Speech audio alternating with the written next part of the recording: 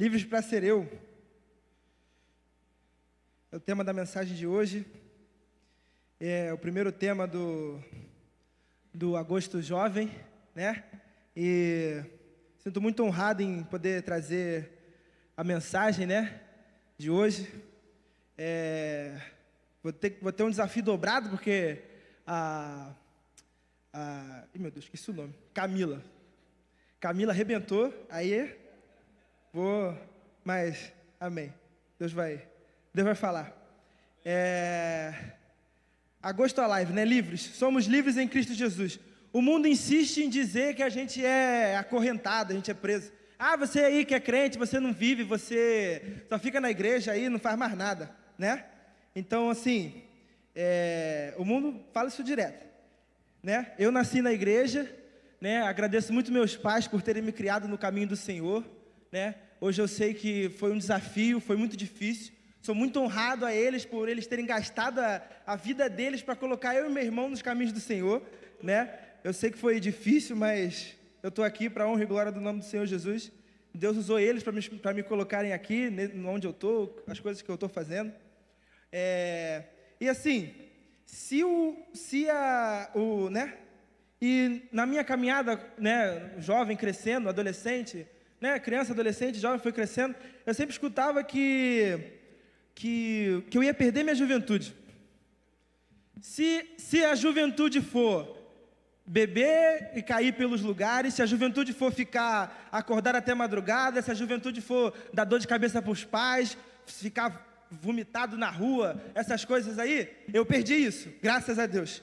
Se a juventude for isso, eu perdi, porque, né, para a glória de Deus, a melhor decisão que eu tomei na minha vida foi ficar nos caminhos do Senhor. Então, jovem, adolescente, quando um coleguinha seu fala assim, você é mó chatão, fica aí na igreja, não faz nada, é mentira de Satanás, porque os melhores momentos da minha vida foram dentro da casa do Senhor, e creio que muitos melhores virão, né? Aqui, meu pai, o texto é Salmo 139, né? Aí o David me convidou para pregar, e aí eu lembrei de uma música, que depois, se vocês quiserem, né, acessar, é Salmo 139 do João Manô. É uma música muito linda. Ela fala assim, né, da primeira parte do capítulo, né, Salmo 139, né, que ele é dividido em várias partes, e a música fala, né, que não tem como escapar, né, não tem para onde ir. Se subir aos céus, lá estás. Se colocar a minha cama no mais profundo abismo, lá estás também, né? O texto, né, Salmo 139, ele começa exaltando a Deus, aí depois ele diz que é impossível escapar das mãos dele, né? Aqui, Salmo 139, 8, do 8 ao 11.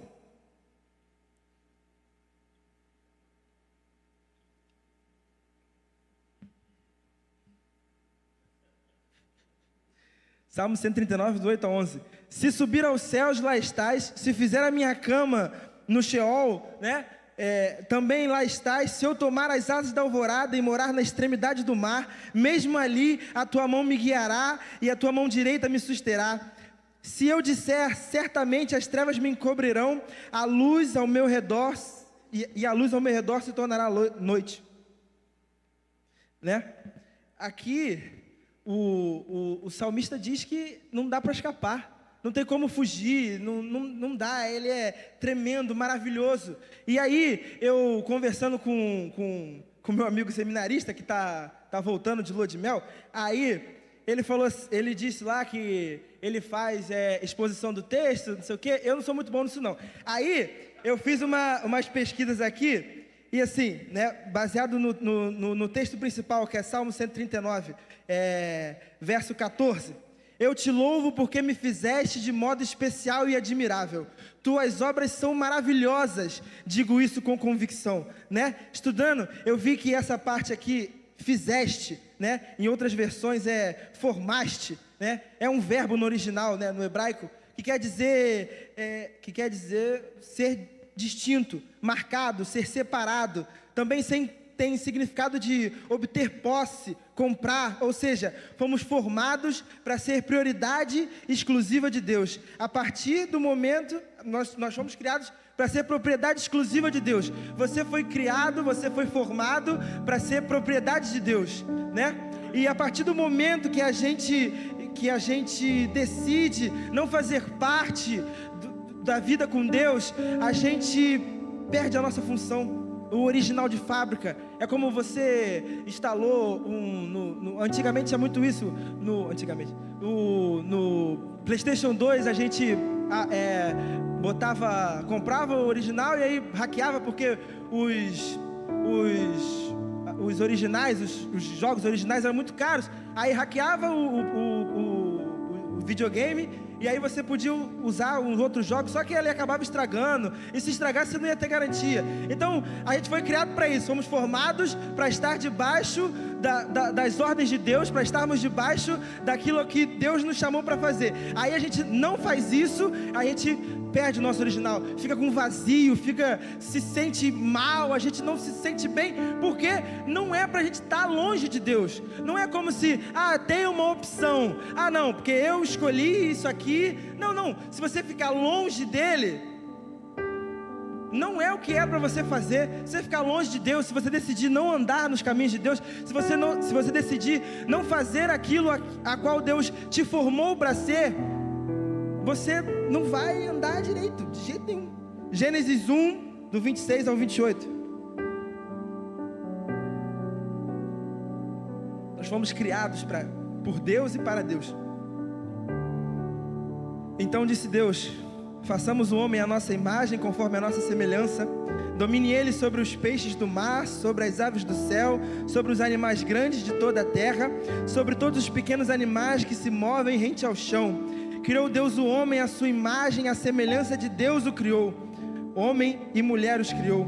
Deus os abençoou e disse-lhes: sejam férteis e multipliquem, encham e subjuguem a terra, dominem sobre os peixes do mar, sobre as aves do céu e sobre todos os animais que se movem pela terra. Aqui podemos ver que Deus nos criou à sua imagem e semelhança. Maravilhosamente o Senhor nos criaste. Aqui Ele nos criou imagem e semelhança. Você é imagem e semelhança de Deus. Aqui vai parecer engraçado, porque acredito eu que Camila ouviu a mesma inspiração que eu. Você já parou para pensar? Aí eu fiz uma pesquisa rápida aqui, tá? Pode ser um pouquinho diferente da Camila, mas o propósito é o mesmo, né? O corpo adulto tem em média mais de 30 trilhões de células, né? E cada célula tem 2 metros de fita DNA, né? Esticado assim. Aí, mais ou menos, você tem 60 bilhões de quilômetros de fita DNA. Tá tudo organizado, bonitinho dentro de você. Organizado, bonitinho, com a cor da sua pele, dos seus olhos, com o seu temperamento, com o tom da sua voz, a sua cor do seu cabelo. Tá tudo organizado, bonitinho. 60 bilhões de quilômetros de fita DNA. Tá tudo ali, ó, compartilhado, guardadinho, bonitinho, organizado, de um jeito maravilhoso, de um jeito grandioso, de um jeito poderoso, porque Ele é maravilhoso e Ele é poderoso.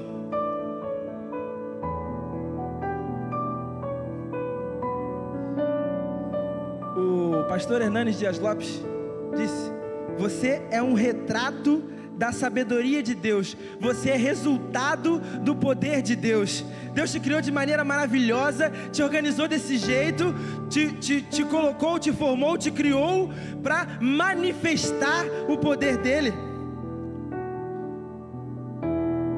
Você não é produto do acaso. Deus pensou em você, pensou em cada detalhe. Não tem como ser do acaso. 60 bilhões de quilômetros de fita de DNA no acaso, no Big Bang, na explosão, e aí, pum, organizou tudo, ficou tudo certinho, arrumadinho. Não. Deus pensou em você nos mínimos detalhes. Ele te fez numa forma e jogou a forma fora. Você não é fruto do acaso. Você não é um acidente.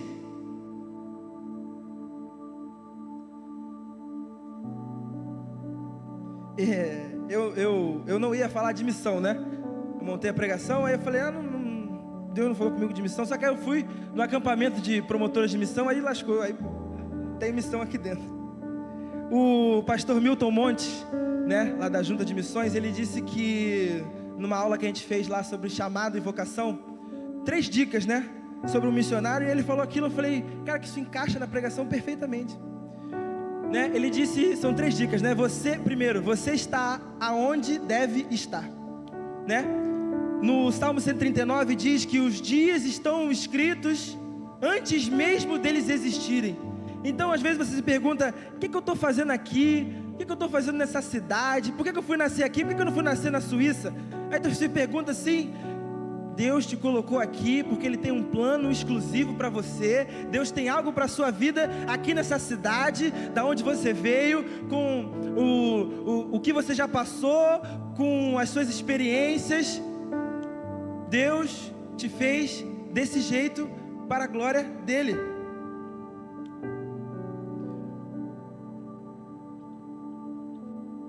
Segundo, tudo que você tem é relacionado ao seu chamado. Tipo, a gente às vezes acha que assim, a gente sempre tem coisas para deixarem aos pés da cruz, sempre tem coisas para deixarem para trás, mas tem um estilo dentro de você, uma chama, um ímpeto, algo, sabe, que você não consegue evitar, e você claramente percebe que aquilo foi Deus que colocou no seu coração. Isso está relacionado ao seu chamado. Deus colocou essa vontade, essa direção que tem no seu coração, essa coisa que você não consegue deixar quieto. Foi Deus que colocou também ali na hora de te criar, de te formar. Ele pensou nisso tudo, pensou até nisso, que às vezes você fala assim, caraca, mas isso aqui eu não consigo saber onde eu vou usar, não consigo encaixar. Espera que Deus ainda vai fazer. E terceiro, não confunda o seu chamado com o do outro. Às vezes a gente cai na besteira de se comparar com outra pessoa. Aí a gente fala assim, caraca, aquela pessoa está fazendo isso, eu queria fazer aquilo. Pô, a pessoa fez isso, eu queria fazer aquilo. Mas às vezes não está no tempo de Deus para você fazer aquilo. Então não confunda o seu chamado com o do outro. Essas foram as 3 dicas. Você está onde deve estar. Tudo o que você tem é relacionado ao seu chamado. E não confunda o seu chamado com o do outro, né? Salmo 139, 14, de novo, voltando, né? Eu te louvo porque me fizeste de modo especial e admirável. Tuas obras são maravilhosas. Digo isso com convicção. Aqui o salmista está adorando a Deus por causa de quão maravilhosamente ele foi formado. Aqui Davi está adorando a Deus por causa da complexidade e por causa da beleza que é a formação dele. Você tem agradecido a Deus? Você já parou para pensar quão complexo é a sua formação? Quão complexo é o seu respirar, o seu andar, o seu dia a dia? Já parou para pensar quantos litros de sangue o seu coração já bombeou? Já agradeceu a Deus que os seus olhos captam e discernem as imagens e as cores? Você consegue ver os rostos e lembrar? Você consegue distinguir cores? Os seus ouvidos, eles captam. Já para pensar, tudo que a gente escuta é frequência. Os seus ouvidos captam a frequência, organizam, e você consegue ouvir o que está acontecendo à volta. Tudo isso é maravilhosamente espetacular. Tudo isso é maravilhosamente para a glória de Deus, porque foi Ele que fez. O seu estômago, você se alimenta, você come uma fruta, ou almoça, e ali aquilo vai para o seu estômago, e ali vira energia para o seu caminhar, para o seu dia a dia. Já para pensar nisso? Caraca, que doideira! Eu vou comer e vou ficar com energia.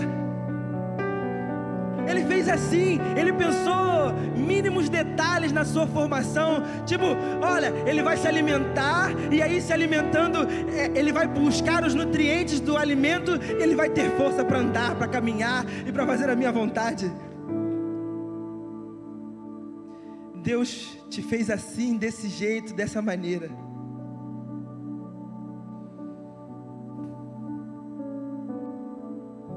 Mas o pecado tem corrompido aquilo que Deus fez. Continuando no Salmos, outra parte, Salmo 139, 17.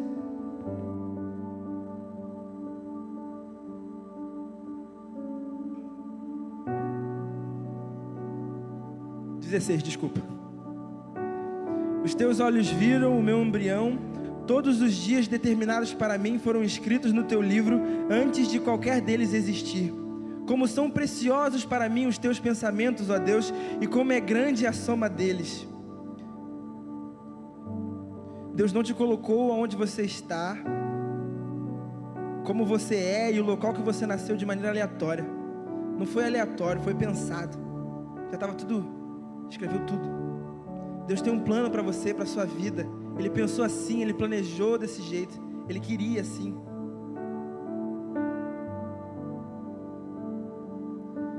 Só que Deus nos criou, nos formou, nos comissionou para fazermos a obra dele. Só que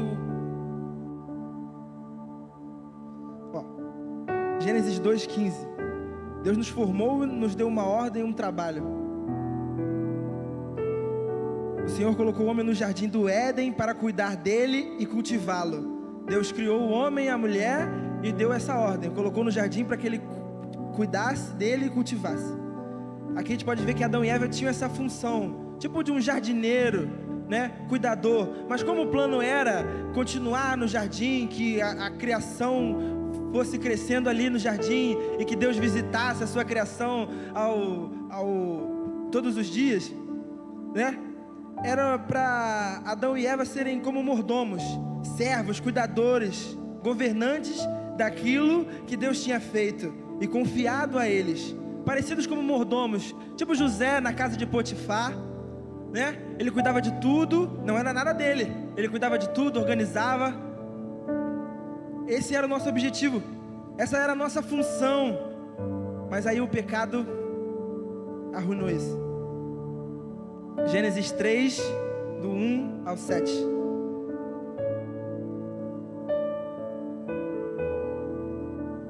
Ora, a serpente era a mais astuta de todos os animais selvagens que o Senhor Deus tinha feito. E ela perguntou à mulher: foi isso mesmo que Deus disse? Não comam de nenhum fruto das árvores do jardim? Respondeu a mulher à serpente: podemos comer do fruto das árvores do jardim. Mas Deus disse: não comam do fruto da árvore que está no meio do jardim, nem toquem nela, do contrário, vocês morrerão. Disse a serpente à mulher: certamente não morrerão. Deus sabe que no dia que dele comerem, os seus olhos se abrirão e vocês serão como Deus, conhecedores do bem e do mal. Quando a mulher viu que a árvore parecia agradável ao paladar, era atraente aos olhos e além disso desejável para dela se obter discernimento, tomou do seu fruto, comeu-a e deu a seu marido, que também comeu. Os olhos dos dois se abriram e perceberam que estavam nus. Então juntaram folhas de figueira para cobrir-se. Aqui o pecado entrou na terra, sujou o mundo e nos afastou de Deus. Deus não habita com o pecado. Então o homem se afastou por causa das decisões dele.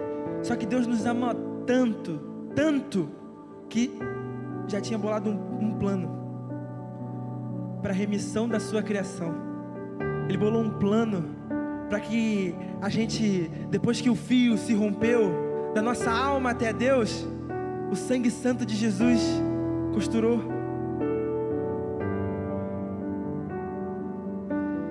A gente sabe que Jesus morreu por nós, pelos nossos pecados, nós fomos remidos e lavados pelo sangue de Cristo, mas mesmo Satanás, depois de já estar derrotado, está decretado que ele está derrotado, ele tem data de validade.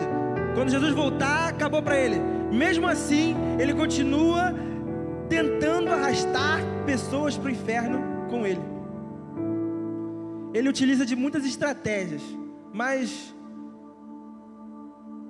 uma das principais é a falsa liberdade. Primeiro, tudo que a Bíblia diz que é certo, o mundo perverte tudo. Tudo que a Bíblia fala que é certo, que é direito, o mundo vai e zoa tudo. O mundo prega liberdade religiosa, mas vai falar de Jesus lá fora. A gente tem um exemplo da nossa atleta de skate, Raíssa. Ela fez o gesto lá de sinais, dizendo que Jesus era o caminho, a verdade e a vida, e foi reprimida por causa desse ato, num país que aqui temos liberdade religiosa. Então, assim, o mundo ele vai falar um monte de coisa para te enganar, para te engambelar, para você achar que está certo, mas você vai estar errado, porque tudo que o mundo diz é errado. Se você for um cristão verdadeiro, o mundo vai te tratar mal. Se o mundo está te tratando bem, repense a sua vida, porque nós não somos desse mundo. O mundo odiou o nosso mestre, também nos odeia. Uma das principais perversões é esse senso de liberdade, né? Sejam livres, façam o que te faz feliz. É o que o mundo fala. Ele diz isso. Seja livre. Para com esse negócio de ficar orando, de ficar lendo a Bíblia. Faz o que te der na telha, o que te faz feliz. Aí você fala assim, é verdade, né? Eu só vou conseguir ser livre quando eu fizer aquilo que eu quero fazer, quando eu fizer aquilo que me dá vontade. Eu só vou ser livre quando o que eu quero fazer, eu vou lá e faço, quando der na telha.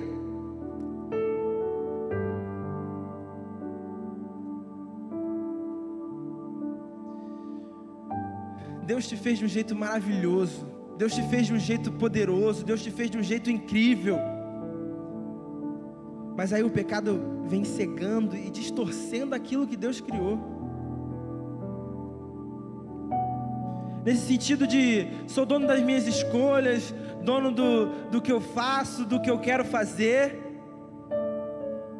As pessoas estão achando que são, nesse sentido de sou dono de minhas próprias escolhas, sabe? Eu faço o que eu quero, a hora que eu quero, eu mando em mim, eu tenho essa liberdade, o que me der na telha eu vou lá e faço.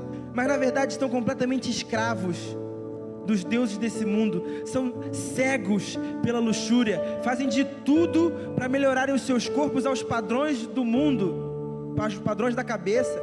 As pessoas elas passam por procedimentos sensíveis à vida. Pessoas chegam a morrer por causa de procedimentos, porque estão completamente cegos pela luxúria e batem no peito dizendo que estão livres.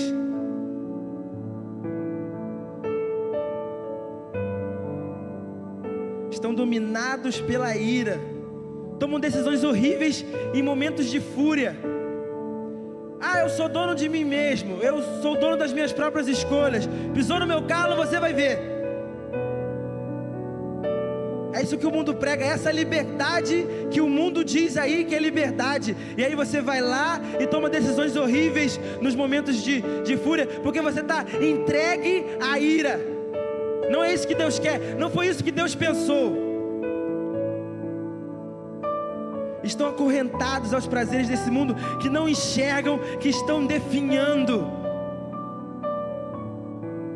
O falso senso de liberdade aprisiona as pessoas. Se você for lá ali na praça ou ali na rodoviária, você vai ver pessoas que dizem que estão livres, mas estão presas nas drogas e no álcool.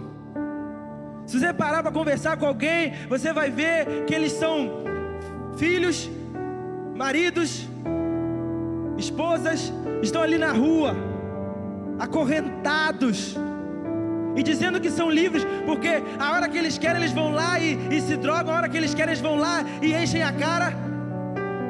Não, eu sou livre. Estão presos, acorrentados.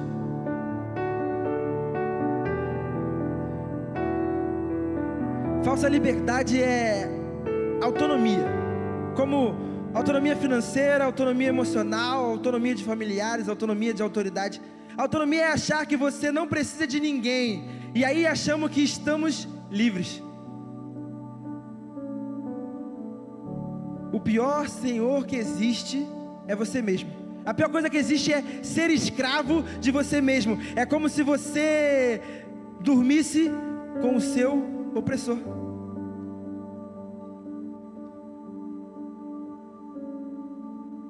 Essa autonomia que Satanás vende, essa liberdade que ele vende, não, eu vou fazer as minhas coisas, as minhas escolhas, e aí, não. Você vai ser escravo de você mesmo. Vai estar acorrentado e aí depois não vai saber o que fazer, como proceder. Você vai se encontrar tão no fundo que você vai achar que não tem mais esperança. Mas tem esperança, porque o mesmo Deus que te criou de maneira maravilhosa, que te formou daquele jeito incrível e espetacular, é o mesmo Deus que morreu na cruz, verteu o seu sangue e se sacrificou para que você pudesse voltar a ter comunhão com Ele. Te libertou de todos esses males, de todos esses vícios, de tudo. Você está liberto. A verdadeira liberdade é aquela que nós temos. Nós que fomos lavados e remidos pelo sangue de Jesus, podemos enxergar essa liberdade, exercer. Eu estava lá no acampamento de missões, e aí, no sábado, o coral da Cristolândia foi cantar lá. Nunca tinha visto o coral da Cristolândia cantando.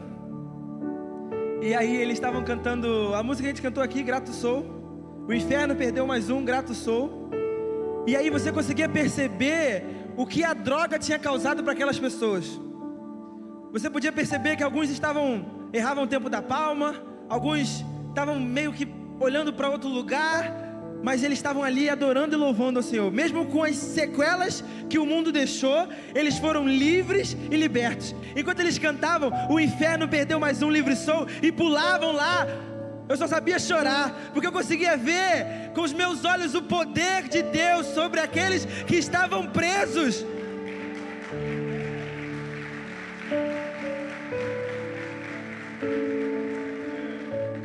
Eles estavam acorrentados, tinham várias fotos espalhadas pelo acampamento. Você conseguia ver o antes e depois. É algo assustador. Parece que tiraram uma foto de 2 pessoas. Aí você fala assim: caraca, o poder de Deus é incrível. Pessoas estavam acorrentadas, estavam destinadas à morte e ao inferno, e aí Jesus foi lá e resgatou elas através do poder dele. Eu olhei para aquele coral e eu falei assim: Satanás investiu muito para que aquelas vidas fossem para o inferno, mas ele perdeu, porque Jesus salvou aquelas vidas.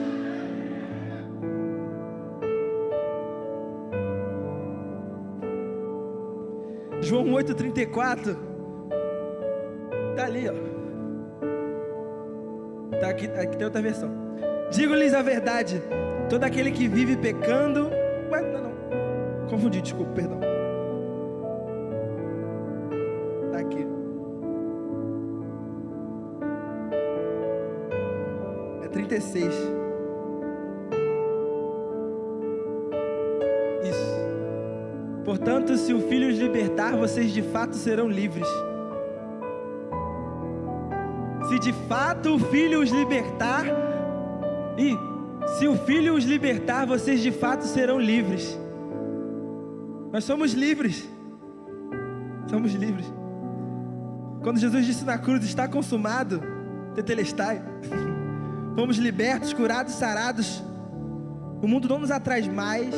As paixões do mundo não tem mais cor, não tem mais interesse. Jesus te libertou, te salvou, te curou. O mundo já não tem mais atrativo para você, porque a única coisa que te satisfaz é estar junto com o seu Senhor. A única coisa que te faz acordar de manhã e falar assim: eu vou fazer alguma coisa, é o fato de Deus estar contigo.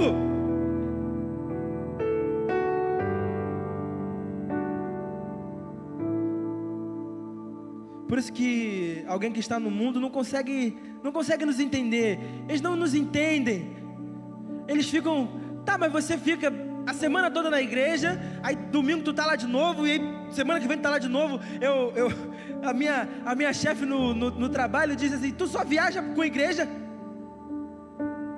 Porque eu fui para a Amazônia, aí voltei, falei do Espírito, falou: tu só viaja com a igreja? Que eu continue viajando com a igreja, para a glória de Deus. Eles não conseguem entender, eles ficam meio perdidos, tipo: mas o que tem lá? O que tem de legal lá? Aí você fala: vem aqui para ver, pô. aqui e aceita Jesus, você vai ver que você vai acordar domingo de manhã, vai vir aqui para IBD, aí você vai fazer um monte de coisa, vai correr para cima e para baixo, ajudar o que tiver que ajudar, vai cultuar o Senhor aqui, aí às vezes você vai ajudar no almoço ou não, mas aí você fica aqui um pouquinho até mais tarde, e aí quando dá 5 horas, você está aqui de novo, correndo, cansado ou não, e aí você está aqui de novo, e aí você fica aqui no primeiro, no segundo, ou você fica só no primeiro ou só no segundo, e aí o mundo fica assim, caraca, chega domingo, eu só quero saber do sofá, e o que o crente quer saber no domingo? Quer saber de igreja, quer saber de Deus, quer saber de Jesus. Eles ficam perdidos, eles ficam sem entender nada, caraca, e amanhã tem de novo, aí eu vou falar assim, tá na igreja de novo, aí você vai falar assim, tô, porque Jesus me libertou e eu sou livre.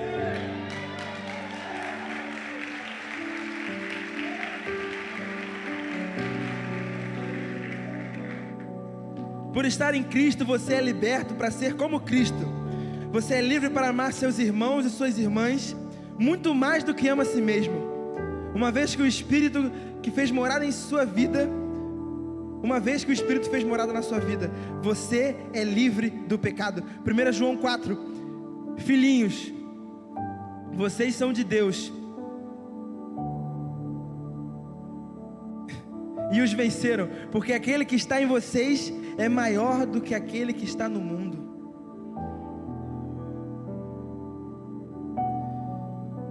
Nós somos livres. Você é livre.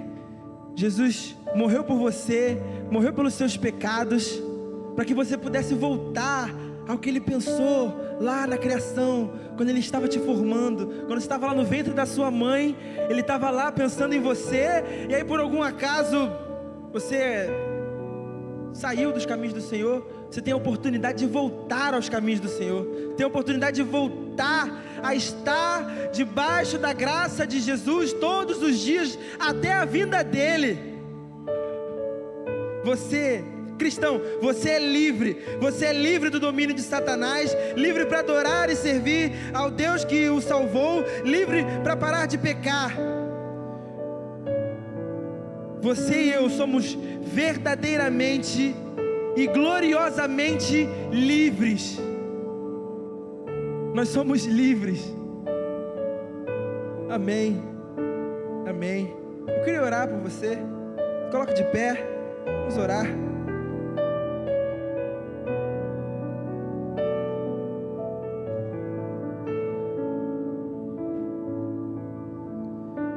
Que o Senhor Jesus possa ter falado ao seu coração, que você possa entender que você é livre em Jesus.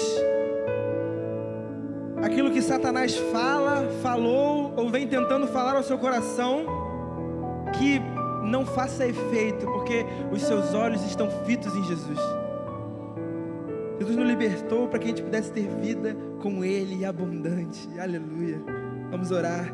Senhor Deus e Pai, muito obrigado, Senhor Jesus, pelo Teu sangue, muito obrigado pelo Teu sacrifício na cruz, muito obrigado, Jesus, por ter se entregue, por ter morrido por nós, por ter nos redimido os nossos pecados. Muito obrigado, Senhor, muito obrigado, Pai, por ter nos libertado das garras de Satanás. Muito obrigado, Senhor Jesus, por termos nos fazer filhos Teus. Muito obrigado, Pai.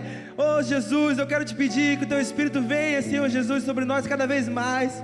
Enche-nos, ó Pai, com Teu poder, com a Tua graça e com Teu amor. Ó Pai, que possamos cada vez mais exercer a nossa liberdade, amando e servindo cada vez mais o outro. Senhor Jesus, coloca no nosso coração cada vez mais uma vontade de estar debaixo da Tua graça, seguindo os Teus caminhos e os Teus passos, para que possamos, ó Pai, fazer aquilo que Tu pensaste a nós, para que possamos fazer aquilo que no dia da criação Tu escreveste. Ó Pai, que possamos fazer aquilo que o Senhor nos criaste para fazer, Senhor Jesus.